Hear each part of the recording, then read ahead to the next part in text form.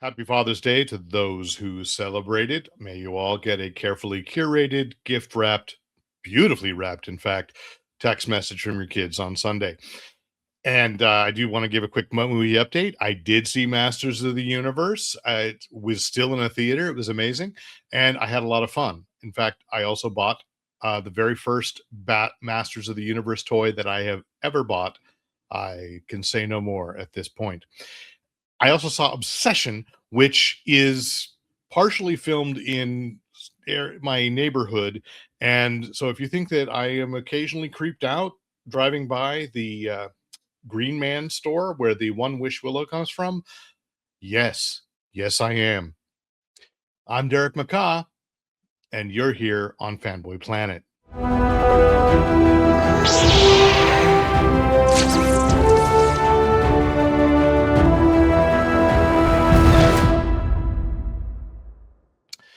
Hey, Planeteers, welcome to the weekly stack. As I mentioned, it is Father's Day. And before I get into the stack of books, I do want to call out one very special thing that I will be at Revenge of Comics and Pinball on Saturday, June 20th. And that is because they're holding Lotzilla from 5 to 10 p.m. I'm actually there to support Slow Feet Comics, the publisher of Horror Not Hate. So, editor and writer J.M. Brandt will be there, and I'll be there getting him coffee. But if you happen to be in the neighborhood or interested in going to Revenge of Comics and Pinball, which is a great place, come by the Lotzilla and say hello. I'd really, really love to talk. Okay, so let's get to the stack, shall we? And for those who are new, yes, I go to House of Secrets in Burbank, California every week and pick up my books, or rather the books that I have ordered from, was it Lunar now, and Penguin Random House, whatever. It's no longer Diamond, and oh man, I'm still having conversations about that. But anyway, and then picking things up on the shelves that maybe I forgot to order, or oh, that something looks good and I didn't really pay attention to what the cover looked like in the catalog. This happens. Drawing Blood number 11, which is David Avalone, Kevin Eastman. Maybe I should say it the other way around because, it's Kevin Eastman, right? And David Avalone. Ben Bishop. Inks are Jason Moore, and the lettering is Taylor Esposito, and the colorist is Antonio Delgado. So this is from Image Comics, and this is kind of a roman à clef of Kevin Eastman's experiences with the Teenage Mutant Ninja Turtles. Only here, this is a completely different character, comic book creator who's called Books. His last name is Bookman, and instead of producing, well, I don't know, instead of founding heavy metal, Books is trying to create a Broadway musical, and his characters are radically rearranged ragdolls, cats. And why that musical? No, it just clicked, is cats, right? But super cats. So anyway, it's coming to a close. Like I said, one more issue, and this has been a really fun and maybe a lesson to people. So it's quality stuff. And again, okay, with it being at issue 11, and I don't know what its distribution was, if you may have to just wait for a master edition or whatever they're going to call it. I guess there's been one trade paperback of 6, maybe there'll be 2. Next up is very appropriate for this week, the $1 Trillion Kid. And no, we are not talking about Elon Musk. And I don't think that Geoff Johns intended that. So it's from Ghost Machine, and it's launching a crossover. There have been crossovers in the other ones, the Unknown War things, there's like Geiger and Redcoat, etc. But it's not been as official as this, which is launching another concept, the Unbelievables, starting with this new concept, the $1 Trillion Kid, and that is by Geoff Johns, Peter J. Tomasi, and Francis Manapul is listed as a creator, but the story is by Geoff Johns, Peter J. Tomasi, and Stefano Simeone is the artist on this. And I think my suspicion is then that, Francis Manapul will be drawing another book. And the thing is, this is a corner of Ghost Machine that I really hadn't gone to. That's Hornsby and Halo and the Rockefellers. And it's just because, yeah, yeah, they were kids' books, and I kind of had to make a choice. Like, I can't buy an entire line, and yet sometimes I do. And I like, I was making cuts because I'm realizing so behind, who knows. Anyway, this is actually pretty fun. It's a great concept. If Richie Rich was set in a slightly more realistic world and truly uses his powers for good. Not that I think that Richie Rich was secretly a bad guy, but this is putting it out there that the $1 trillion kid has invented ouchless bandages and made $1 trillion. Maybe that part is a little unrealistic, but I'd love it. And so all he wants to do with his money is make things better for people. But in the meantime, there's a secret, a dark secret, a sad secret, really, not dark, but maybe a mystery that leads to the question, who are the unbelievables? So this was fun. And if you have not jumped into any of the Ghost Machine books, this is a good one. And I would give it to kids. I'm not so sure I'd buy into a roller coaster bus system, quite literally, for a town, but these are fun solutions. So there we go. The $1 trillion Kid, a book that I knew I was going to really, really, really, really want to be back on the stands, and I realized I probably missed the last miniseries. I don't know how long ago, or I simply have forgotten. I know the suspense is killing you. Concrete, #1, Stars Over Sand. Sorry, Concrete, Stars Over Sand, #1 by Paul Chadwick. And this was one I absolutely loved, and it is just uh, Paul Chadwick on this, and why I love Concrete, and why I love the timing of this reappearance is because I think we need a hero like this who is he's not a superhero. He's a human being. Aliens abducted him and put his brain inside this big rock-like body that's still humanoid, but it's huge. And so he gets the name Concrete, right? That was years ago from Dark Horse, and this one's from Dark Horse as well. And this is, again, some events have happened, but this isn't like, fighting crime. He has no arch enemies except maybe polluters. He's wandering out in the desert trying to find himself as he's going to lecture at a conference in Colorado, and things happen. And I think it's great seeing like Paul Chadwick's art again, and it's evolved some. I mean, as of course it has, and it's nice to see, cool to see that evolution. I'm not going to say nice; it was always good, but it's cool. So I recommend that he gives you enough information to catch up, because I think it's probably been a decade since the last time Concrete appeared in comics, and you know it was good. It's peaceful, serene, and if there are comics to meditate to, Concrete as a character might be that one. So I'm going to go for a #2 issue now. From Absolute Universe DC, which is Absolute Green Arrow #2. So we go from the a $1 trillion kid to someone is killing all the trillionaires. Interesting. And it is interesting how comics can and are kind of responding to the moment, because these moments are lasting way too long. Anyway, it's Pornstock Pichote is the writer. Love his work. Raphael Albuquerque is the artist, and Marcello Maiolo is on colors, and Jeff Powell is the letterer. And of course, the mystery is who's killing all these billionaires and trillionaires on the absolute Earth that is infected by Darkseid's Omega energy. So a Green Arrow has appeared. He's a serial killer of the ultra wealthy, and it's not Oliver Queen. So it's a good mystery, and this book offers up a couple of possibilities, and still we don't know. So I love this. The only problem I'm having with the Absolute Universe is the more you read it, the more you start going, oh, that's we're there. So that's all the politics I'll get into. I I did just recently write an article praising Hannah Rose May. Smile for the Camera, #4.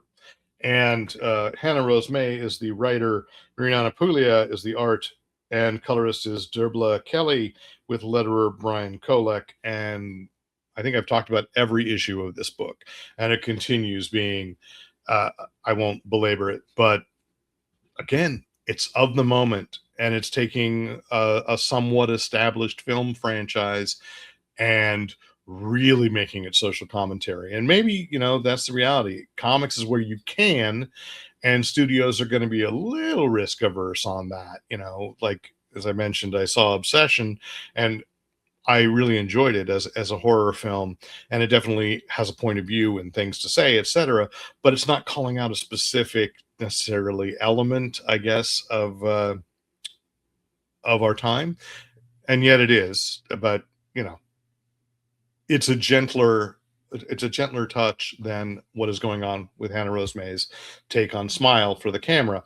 And I did, fill out my catalog this week, and there's going to be another. There's a prequel even further back in time, because it's funny that the catalog called it a prequel, and it's Any Given Smile, something like that, because it's dealing with a football player, and I think it's back in the 90s. So further back in time, I would kind of dig if that's what IDW's plan is. They're just going to keep going back a decade or two each time and tell a story about, do we call him a demon? Yeah, the Smile Demon. It's great. And if you're having this kind of, I guess, a lens, you can pretend that from the present day, if you look back 20 years ago, look, if it helps you sleep at night and say, well, thank heavens it's not like that anymore in the modeling industry, I'm going to tell you, you're wrong. It probably still is. Nothing has changed. But I appreciate that Hannah Rose May is screaming about this in a very, very creative, artistic way. And so, yeah, the rest of my stack is going to be horror, if you wish. And that is, as I mentioned last month, Of the Earth by Chris Condon and Andrew Eric. They are the writers, and the artist is Charlie Adler, who, of course, rose to fame with The Walking Dead. Colors are Pitt Martin, and the letterer is Hassan Osmane Elhau. And again, he gives a little supplemental in the back. I'm glad he doesn't do it up front this month. But I have used this as an example when I've talked to people about loving the backstory and knowing that there is.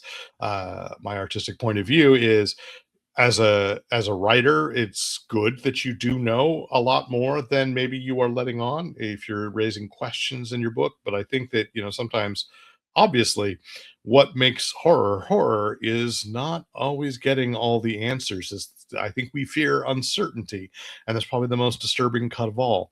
So Of the Earth has this cryptid that Condon has made up called the Wildcatter.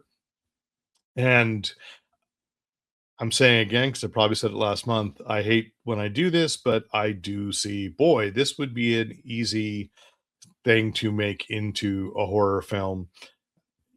It's creepy, and we're 2 issues in, and we still don't really know what the Wildcatter is, if the Wildcatter is real, but I'm pretty sure Condon's setting that up. But we don't know what it looks like. We don't know who it attacks and why.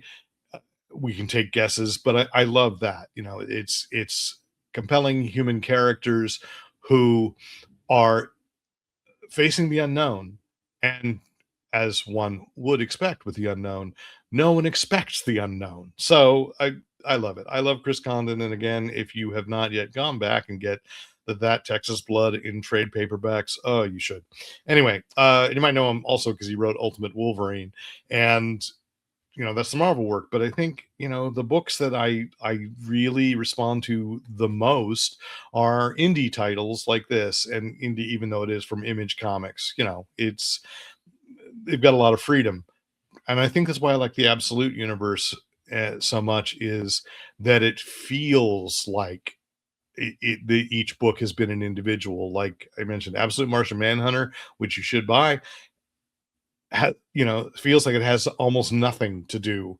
Well, no, it has nothing to do with the rest of the absolute universe, and it is such a unique vision. And so that's what Of the Earth is, and it's scarier than Absolute Martian Manhunter. And of course, I'll wrap up with Hello Darkness every month. It's a variety of creators, and this is to me my favorite horror comics anthology. And usually I'll buy like trade paperbacks and so forth, but this is the one anthology that I buy issue by issue, and because the hits are far more numerous than the misses for me, and everybody's take on what they like and what they don't like is going to be different. But that's you pays your dimes, you takes your chances, you pays your $5.99 and takes your chances on these different horror stories. And I have enjoyed so many, and this one sets up another serialized story that's a cool idea. And so yeah, that's it. So again, if you are still with me, thank you. And I know there's a lot of competition for comics conversations on YouTube and on podcasts, and I appreciate that my numbers are showing that more and more people are liking to stop by and see. So, if you like my opinion, or if you have another opinion, or you have another book that I've missed that I should read, by all means, comment on the page for this on YouTube, or the page for this on Fanboy Planet, or write in to editor@fanboyplanet.com. And if you like this podcast, such as it is, subscribe, please. And I also want to recommend a YouTube channel before I go, and that is a friend of mine, David Reddish, is also probably a far more accomplished, well, at least younger. So there you go, far more accomplished reporter. Started with the industry, I think worked for Comic Book Resources for a while, and now has a show on the Occupy Democrats channel on YouTube, as well as they did a spin-off, the David Reddish Show. And I find out that the news comes at us so fast, and now I watch the episodes. He posts like 2 or 3 uh, episodes a day. It's a news channel. It's a news channel, and I appreciate both the snark and the information, because I know he's accurate. Your mileage may vary on making fun of the news. Not another comedian doing this. Well, David's not a comedian. I mean, he's funny, but he's a reporter first, or a journalist first. I don't know how he would describe himself, except I know not an influencer. So he is incisive, and I always learn something when I catch up, because that's the beautiful thing, as I can take these episodes in tiny bits, and I always learn something and go, crap, that happened this week. Okay, well, nice to know. Anyway, so there we go. And once again, if you're watching this after Father's Day, okay, but if you're watching this on Friday when I post this, Saturday, June 20th, I will be at Revenge of Comics and Pinball at the table for Slow Feet Comics with J.M. Brandt, and we will be selling, at least allowing you to pre-order, still, for Horror Not Hate, the anthology, in which, once again, all proceeds go to Churla and Lambda Law, and it's probably easier to just say civil rights groups. And so please, come on out, have some fun, shoot some pinball. That's what you say, right? Have a cup of coffee, because they also have a coffee shop attached now. I don't know what they've expanded to, and because every time I go back, it's like, oh my god, it got bigger. So have a good time. Come on out. There's a lot to celebrate and to have fun with, and I hope to see you. Say hi. And if you didn't come out, or don't come out, as always with podcasting, it's like, am I time traveling? I don't know what time and space you are consuming this in. Uh, you know, if I don't see you, it's all right. But always remember, use your powers for good.